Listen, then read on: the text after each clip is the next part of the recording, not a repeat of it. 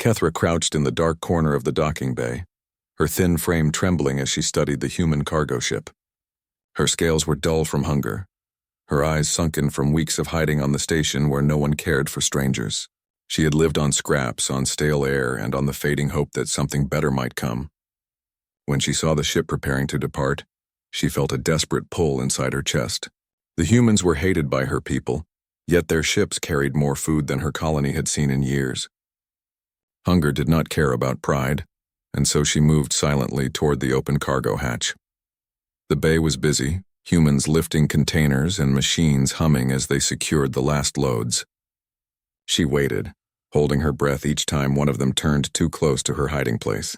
Their voices echoed, full of energy, strange and light compared to the harsh tones of her kind. They seemed relaxed even while working. Kethra watched, and the longer she hesitated, the weaker she felt. Her stomach cramped with pain, her claws shaking as if her body would betray her. At last, when one of the workers left the hatch unguarded, she slipped through. Inside, the air smelled different. Not stale like the station, but clean with a faint chemical sharpness. The cargo hold stretched wide, filled with sealed crates stacked high. She kept low, her body almost pressed to the floor, moving behind containers until she found a small gap near the rear where shadows gathered. Curling into the space, she tried to steady her breathing. For the first time in days, she allowed herself to close her eyes. The humans' voices faded as the hatch sealed shut. Soon after, the faint vibration of the ship rising through dock clamps told her it was too late to turn back. She was aboard. Hours passed. She did not sleep deeply, only drifted in uneasy half-dreams. Hunger woke her again and again. She knew there had to be food somewhere. The humans stored rations in boxes, she had heard. If she could find just one and open it, she might last long enough to plan her next move. Moving carefully, she searched the nearest crates. Most were locked with codes or heavy seals. She scratched at one, but it did not yield. At last she found a smaller container left half open, its seal broken. Inside were wrapped packets, strange in design but rich with the smell of nourishment. Her throat tightened. She pulled one out, clawed the edge, and brought the contents to her mouth. The taste was odd, nothing like the dried roots and bitter paste she had grown up with. It was soft, salty, filling in a way that almost made her dizzy. She ate quickly, too quickly, and nearly choked, but hunger ruled her more than caution. She did not notice the faint sound of boots until a shadow fell across the crates. A human stood there. Male, broad-shouldered, his jumpsuit marked with tools along the belt. His hair was tied back loosely, his face lit by the dim cargo lights. His eyes fixed on her not with fear but with a strange calm. For a frozen heartbeat, neither moved. Kethra felt the food stick in her throat. She expected him to shout, to strike, to summon others.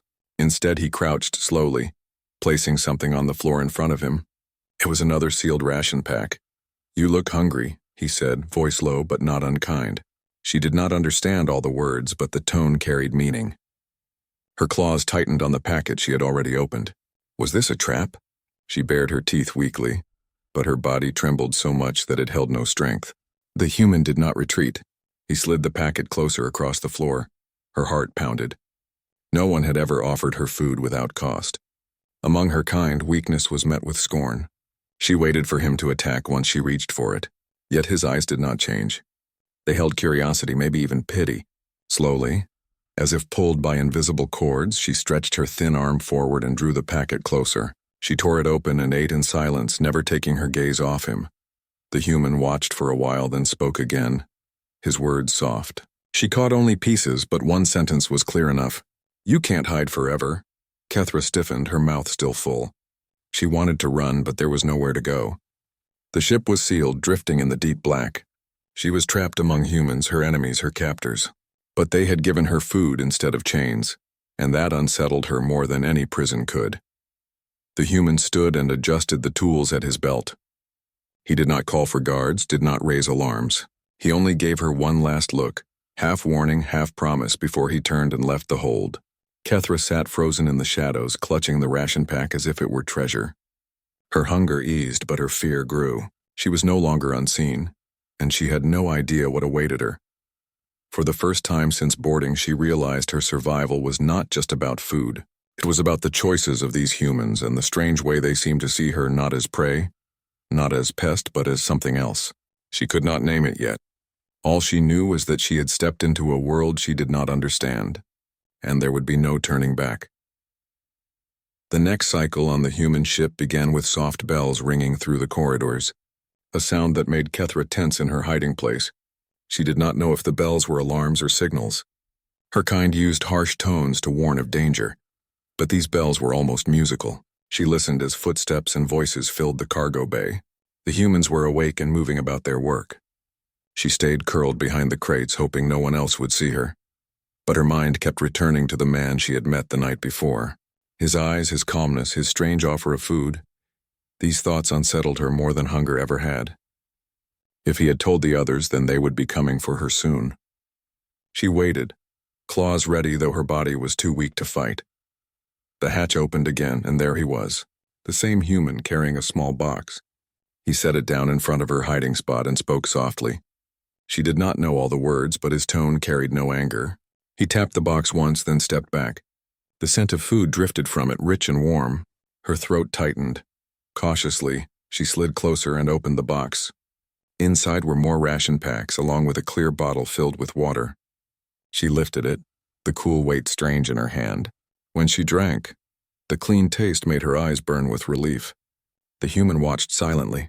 She wanted to ask why, but her words in his tongue were clumsy, broken. Why? Help? She managed, her voice rough. He tilted his head, then pointed at her, then at himself. Crew help crew, he said. She did not understand what he meant, but the word help was clear enough.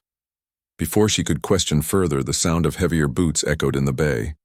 Another human entered, this one taller, with sharper eyes and a firm step. His uniform was different, marked with lines that suggested command. The man who had brought her food straightened and saluted, and the taller one scanned the bay until his gaze fell on her. Kethra's chest tightened. This must be the leader. She shrank back into the shadow of the crates, but it was no use. The leader strode forward, stopping only a few steps away. She spoke in a clear, steady tone, her words slow enough that Kethra caught pieces. Alien. Stowaway. Explain. Kethra's claws dug into the floor. She could lie, but her voice would betray her. She could stay silent, but that too would seal her fate. Finally, she bowed her head and whispered the truth. Hungry. No food, hide. The leader studied her, eyes sharp but not cruel. For a long moment, silence hung in the bay. Then the leader turned to the man beside her and gave a short order. He nodded, then looked back at Kethra. Come, he said, holding out a hand. She hesitated. If she refused, they would drag her. If she followed, she might still find mercy. Slowly, unsteady on her legs, she rose and moved toward them. The humans led her out of the cargo hold into bright corridors filled with strange lights and humming panels. She felt exposed, alien among their straight-backed strides and easy laughter. Every human they passed stared at her. Some looked curious, others wary. At last they brought her into a wide room filled with tables and chairs. The smell of cooked food was overwhelming. Humans sat eating, talking, smiling, pausing mid-bite as she entered. The leader raised a hand and the voices lowered. Kethra was guided to a table and a tray of food was placed before her. She hesitated, then began to eat. The humans watched, whispering among themselves. She wanted to curl into herself and vanish, but hunger pushed her forward. Each bite felt like betrayal to her own people, yet also like salvation. When she finished, the leader sat across from her. You are safe here, she said slowly so Kethra could understand. But ship is not for hiding. Ship is family. You choose, be with us or be against us. The words rang inside Kethra's mind. Be with them or against them. She had never been given such a choice before. Among her kind, choices were taken by the strongest and the weak simply obeyed. Here, even as a stowaway, she was asked what she wanted. She lowered her eyes, unsure of how to answer. The man who had first offered her food sat nearby, his gaze steady, encouraging. His presence made her chest feel strange, heavy yet calm. She whispered, Stay. The leader nodded once, firm and final. Then you stay. No one starves on this ship. The humans around her murmured, some with disapproval, others with surprise. But no one argued against the leader. Kethra sat there, confused by this new reality. She had come aboard to steal food, expecting to die or be cast out. Instead, she had been fed, given water, and offered a place. She could not yet trust it. She could not yet trust them. But for the first time in many long cycles, the fear in her stomach eased. and something new took its place. A spark, small but alive, that whispered she might have found more than survival on this strange human ship. Kethra did not sleep well that night. The humans had given her a small cabin, not far from the crew quarters. The bed was soft, the air warm, and a faint hum of the engines filled the silence. To anyone else it might have been comfort, but to her it felt like a trap. She had never been given such space. In her world, even highborn leaders did not live so gently. She lay awake, claws curled against her chest, waiting for the sound of boots outside the door, waiting for them to change their minds. Morning, or what passed for it in the endless dark of space, came with a chime through the walls. She sat up quickly, eyes sharp, but no one came for her. Instead, the door slid open and Marcus, the human who had first offered her food, stepped inside. He carried no weapon, only a tablet in one hand. "Come," he said, then gestured toward the corridor. Kethra hesitated but followed. The humans moved easily through the ship, walking with confidence. She kept her head low, trying not to meet the eyes of those they passed. Some nodded at Marcus, but most stared at her, whispers following her like shadows. She caught words she did not know, but the tone was clear, curiosity mixed with doubt. Marcus led her into a wide chamber filled with glowing panels, screens, and busy crew members. The captain, Elena Varga, stood at the center, arms folded behind her back. She turned as they entered, her eyes sharp and unreadable. "Kethra," Elena said, her voice firm but even. "This is the bridge. This is where we guide the ship. If you stay with us, you learn, you work. You do not hide." Kethra swallowed hard. Work was not strange to her, but the idea of learning was. In her world, knowledge was guarded, kept by the strong to control the weak. Yet here the human captain spoke as if even a stowaway could be taught. She nodded slowly, though she did not know what she could offer in return. Marcus guided her to a side station and showed her the glowing keys. He explained simple functions, tapping the screen with his finger. His words were fast, but he slowed when she looked lost. She tried, her claws tapping carefully at the surface. The lights changed as she pressed, and Marcus smiled faintly. "You learn," he said. And though the words were simple, the tone held approval. That approval stirred something deep in her chest. She had been scorned so long among her kind that even a single word of praise felt like warmth spreading through her body. She kept at the task, clumsy but determined, until the captain called Marcus away. Left alone, Kethra watched the crew. They argued sometimes, voices raised, but the anger never lasted. They laughed even in the middle of stress, a sound so alien to her that it made her uneasy. They obeyed the captain, but not out of fear. It was respect, and it bound them together in a way her kind had forgotten. Later in the mess hall, Kethra sat at a table while others ate around her. Some avoided her, but a few came closer, curious. A young woman slid a tray toward her, smiling. "Try this," she said, though Kethra barely understood the words. It was warm bread, soft and strange, but good. As she ate, she listened. The humans told stories of past voyages, of mistakes turned into jokes, of dangers survived. They spoke freely to one another, no one silenced, no one shamed. She found herself staring at their faces, wondering what it was that gave them such strength. It was not their weapons, not their machines. It was something less visible, something she could feel but not name. That night, while wandering the quiet corridors, she overheard voices near the captain's office. The door was slightly open, and inside Helena spoke to Marcus in low tones. "The core is stable for now," Helena said, "but if word gets out, half the galaxy will come for us. This energy could power fleets. It could topple empires. We must protect it until it reaches Earth." Kethra froze. The words cut through her like a blade. Energy core, power, fleets, empire. She understood enough. This ship was not just moving cargo. It carried something her people would kill to possess. Her claws trembled as she slipped back into the shadows. If she could send word, if she could tell her kin they might rise again. Her people, broken and starving, could rebuild. Yet she remembered Marcus's calm eyes, Elena's words about no one starving, the laughter of the crew. She remembered the food freely given, the water shared. Her heart battled itself. She had boarded only to survive. Now survival had grown heavy with choices she had never wanted to face. Back in her small cabin, she curled onto the bed, claws gripping the blanket. She had wanted only food, only to live another day. But the humans had given her more than that. They had given her a place, a voice, and now a secret so powerful it could burn entire worlds. Kethra closed her eyes, her thoughts restless. Hunger was no longer the sharpest pain inside her. The sharpest pain was knowing that soon she would have to decide who she truly was, and whose side she would stand on when the void itself demanded answers. Kethra woke early, the hum of the engine steady in her ears. Life on the human ship was strange, but each passing day pulled her deeper into it. She no longer stayed hidden in the cargo bay. Instead, Marcus guided her through simple tasks, checking panels, sorting tools, carrying supplies. The work was light compared to what she had endured on her world, yet the humans treated her effort as important. They did not mock her mistakes, though she made many. Some smiled, some nodded, and even the doubtful ones grew quieter when they saw she kept trying. Yet doubt remained inside her. Every kindness she received reminded her of the secret she carried. The energy core hidden deep in the ship was not something she could forget. It was the kind of power her people had begged for, the kind of power that could decide wars. Each time Marcus explained a system or showed her how to handle tools, her mind whispered that she could betray him and give the secret to her kin. Hunger had once driven her actions, but now something far heavier pressed down: temptation. One evening, Marcus invited her to the observation deck. Wide glass stretched across the front wall, revealing endless stars burning bright against the dark. Kethra froze at the sight.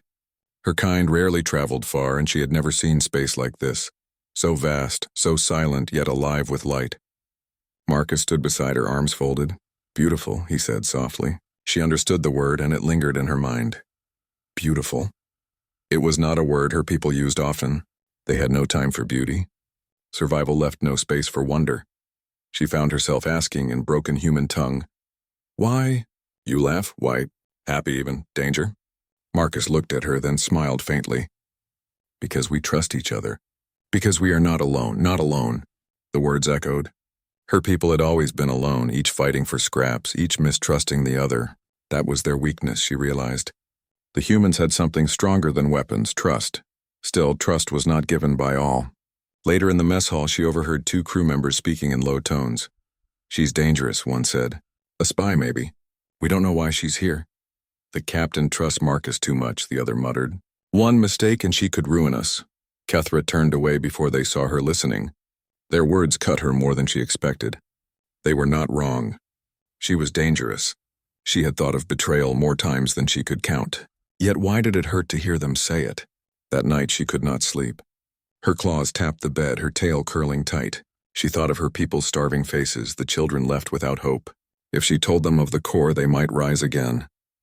But she also thought of the humans who had fed her, who had given her water, who had asked her to choose rather than command her. Her thoughts twisted further the next day when the ship received a signal. A colony near the edge of space was under attack by pirates. The distress call came through the speakers, the voice breaking with fear. The crew tensed, looking to Captain Elena. She listened in silence, then gave her order. "Change course. We help them." No one questioned her. The ship turned, engines burning harder. Kethra felt the shift through the floor. She knew the risk. If the pirates were near, if they learned of the energy core, the humans would be in danger greater than before. She wanted to speak, to warn them, but her voice caught in her throat. Hours later, the crew gathered in preparation. Weapons were checked, shields raised, scanners active. Kethra stood near Marcus, her body tense. She had never fought beside humans, never even considered it. Yet something deep inside urged her to stay close. As the ship neared the colony, the scanners lit up. Pirates were already circling, ships armed and waiting. The crew braced for combat. Kethra's claws dug into the railing. She could feel the storm approaching. In that moment, she knew her secret was heavier than ever. The core below their feet was not just cargo. It was a target. And if the pirates discovered it, the humans would not survive. She looked at Marcus, at Elena, at the crew who moved with sharp discipline and strange courage. A choice formed in her chest, sharp and painful. She could stay silent and let fate decide. Or she could act, not for her people, but for these humans who had given her more than food. The alarms blared, red lights flashing across the bridge. The captain shouted commands, the crew answered. The ship shook as the first blast struck the shields. Kethra gripped the rail tighter, her heart racing. The moment she had feared was here, and in the fire of the coming battle she would be forced to reveal who she truly was, enemy or ally. The pirate attack came fast and brutal. The first strike rattled the ship, throwing Kethra off balance. She caught herself against the railing, her claws scraping the metal. Humans rushed past her, shouting orders, moving with sharp discipline. Alarms howled, red lights flashing through the corridors. The ship shook again as another blast hit, and sparks rained from a nearby console. Captain Elena stood firm at the center of the bridge, her voice calm and steady, even as chaos surrounded her. Shields to full power, weapons online, plot an escape vector. Her words carried weight and the crew followed without question. Kethra stared in awe. Among her kind, leaders screamed and threatened to control their people. Here Elena did not need to. Her strength came from the trust her crew had in her. Marcus appeared at Kethra's side, pulling her away from the main walkway. "Stay close," he said quickly. "Don't wander." His tone was urgent but not cruel.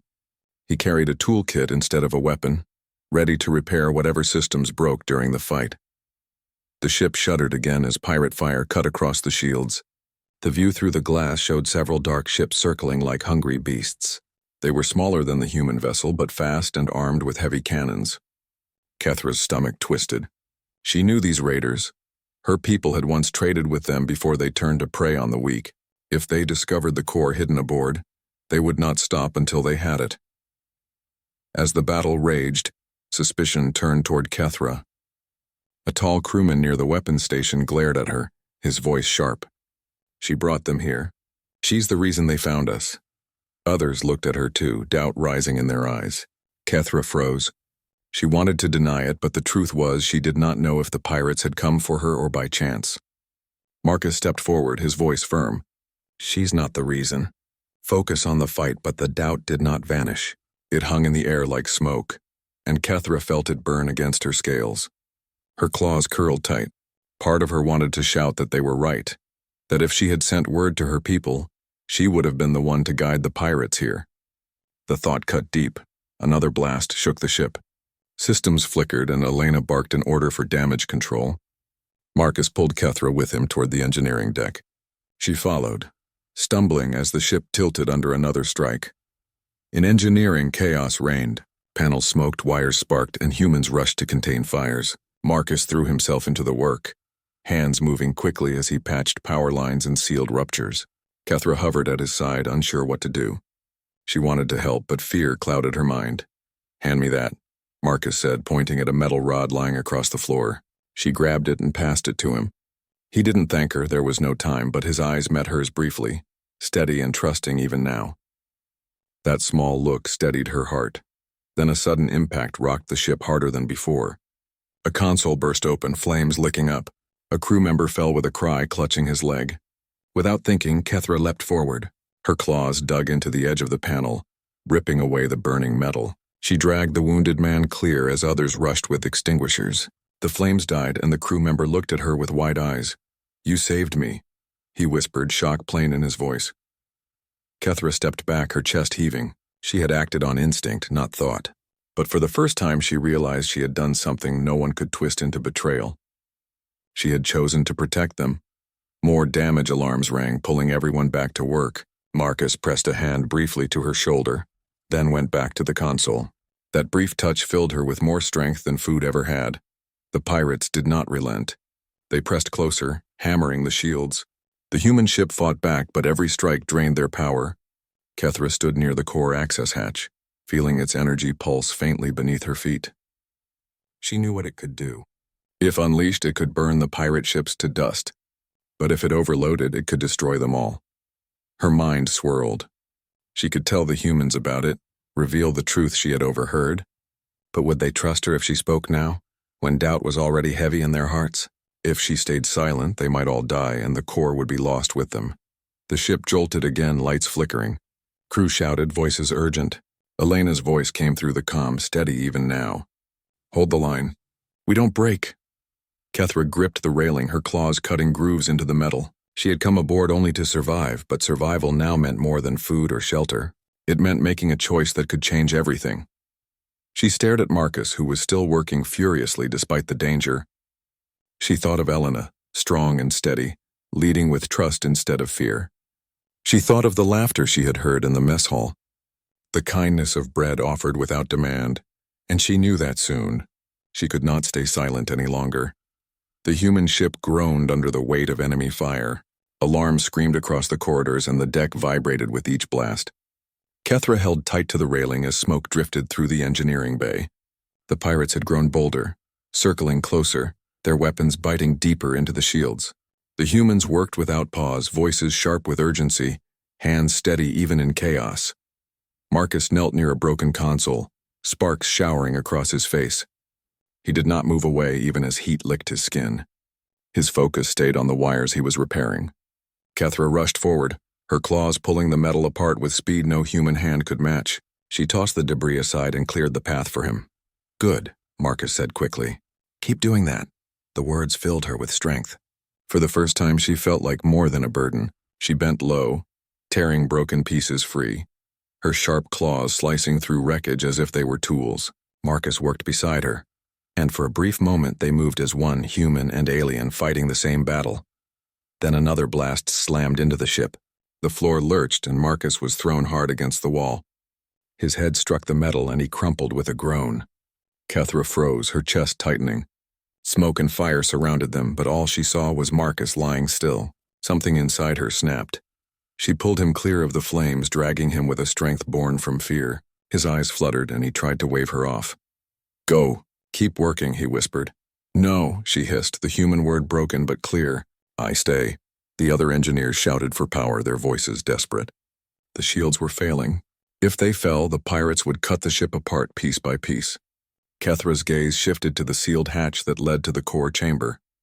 She could feel its energy even from here, pulsing through the floor, alive like a heartbeat. She had kept silent, fearing what would happen if they knew she had overheard their secret. But now silence meant death. She rose, claws clenched. "Core!" she shouted, pointing toward the hatch. "Use core. Power strong." The room froze. The humans turned to stare at her, shock written on their faces. One of them snarled, "She knows?" How does she know? Suspicion cut through the air, sharper than fire. A few reached for sidearms, eyes narrowing at her.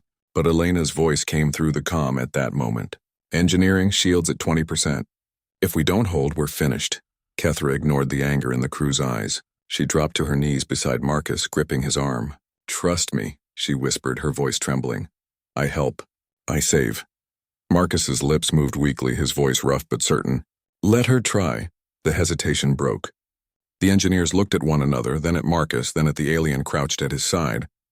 At last one nodded toward the hatch. "Open it. If she can help, let her." The hatch slid open and Kethra stepped into the chamber.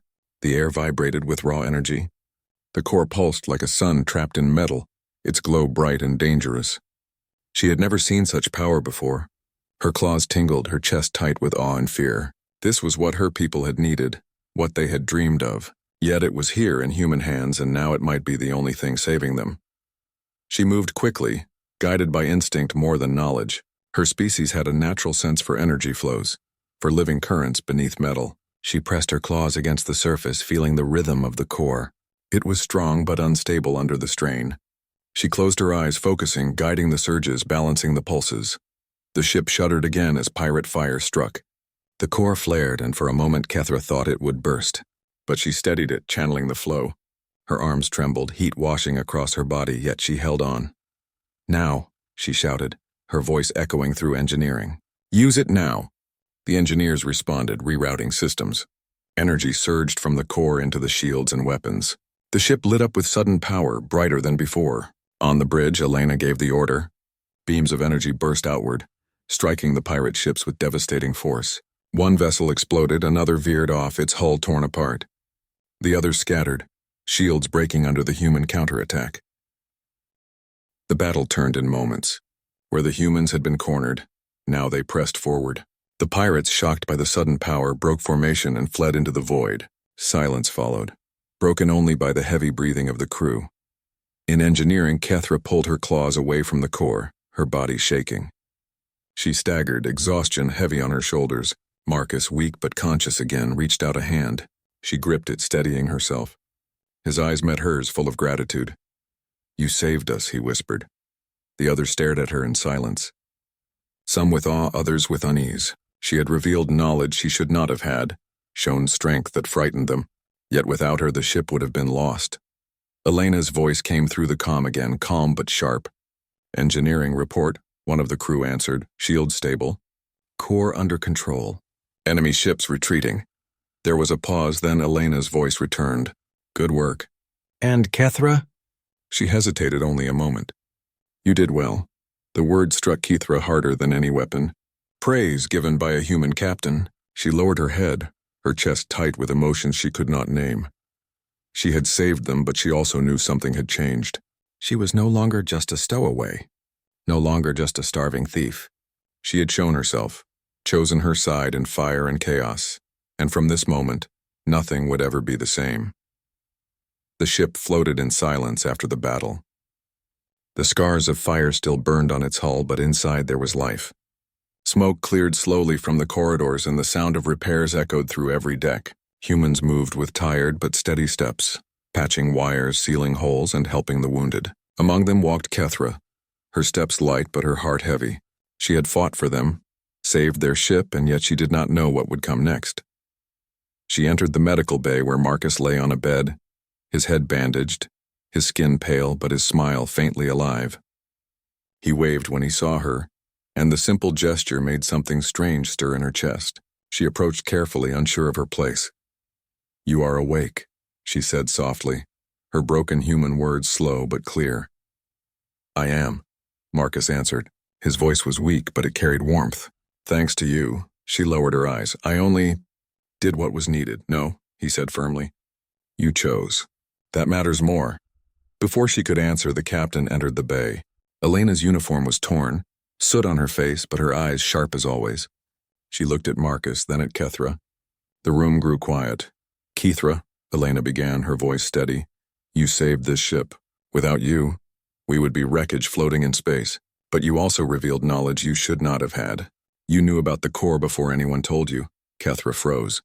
Her claws twitched and her throat felt tight. Every human eye in the room turned toward her. Some curious, some doubtful, some hostile. She wanted to shrink, to vanish, but she forced herself to stand tall. "I heard," she admitted. "Long ago. I hid and listened. I thought, maybe I tell my people. Maybe they take it. But then," she looked at Marcus, then at Elena. "Then you fed me. You gave me place. You trusted. And I could not betray." Her words hung in the air, raw and trembling. Silence followed, heavy and long. Then Elena stepped closer, her eyes never leaving Kethra's. "Your people would have killed us for what we carry," the captain said. "But you chose to fight with us instead. Why?" Kethra struggled for words. She thought of her people, broken and scattered, always hungry, always afraid. She thought of how they clawed for survival, never sharing, never trusting. And then she thought of the humans, the way they laughed even when death was near, the way they argued but still stood side by side, the way they offered food to a stranger. "My people forgot," she said slowly. "We forgot how to stand together. We forgot kindness, humans. You still have it. Stronger than weapons, stronger than fear. I wanted to see it, to touch it. Now I want to keep it." Elena studied her a long moment. The crew waited for judgment, breaths held tight. Finally, the captain nodded once. "Then you are not a prisoner here," she said. "You are crew." The word struck Kethra like a storm. She blinked, unsure if she had heard right. Crew, not stowaway, not thief, crew. A warmth filled her chest, fierce and strange. For the first time in her life, she felt she belonged somewhere. Marcus grinned faintly from his bed. "Told you. You chose." The days that followed were different for Kethra. She no longer hid in shadows. She walked openly among the humans, sharing their meals, joining their work. Some still watched her with suspicion, but others smiled, spoke with her, taught her words she had not known. She learned how they repaired engines, how they mapped stars, how they told stories around a table even after long shifts. She laughed once, a sound she had not made since childhood, and the crew stared in surprise before joining in. Yet even in peace, she felt the weight of what had happened. She had touched the core, balanced its fire, and she knew what it meant. Her people would have given anything to possess such power. A small voice in her heart whispered that she could still betray these humans, still bring hope to her kind. But when she looked at Marcus, at Elena, at the crew who treated her as one of them, she knew the choice had already been made. One evening, Elena called her to the bridge. The stars stretched endless outside, silent and cold. The captain stood by the viewport, arms folded. "Pirates will return," Elena said, "and others may come for the core. You know this." "Yes," Kethra replied. "You could still leave," Elena continued. "We would not stop you. You could return to your people, tell them what you found here." Kethra looked at the stars. For a long time, silence filled the bridge. Then she shook her head slowly. "If I go, I bring only war. If I stay, I bring something else, maybe hope." Elena studied her, then gave a small smile. "Then stay. We could use hope." Kethra turned to the stars once more. She was no longer starving, no longer hiding, no longer alone. She had come for food, desperate and weak, and found something greater. She had found strength in human hearts, in their strange mix of kindness and fire. It was more explosive than any core, more powerful than any weapon. And as the ship sailed into the dark, Kethra knew this was only the beginning.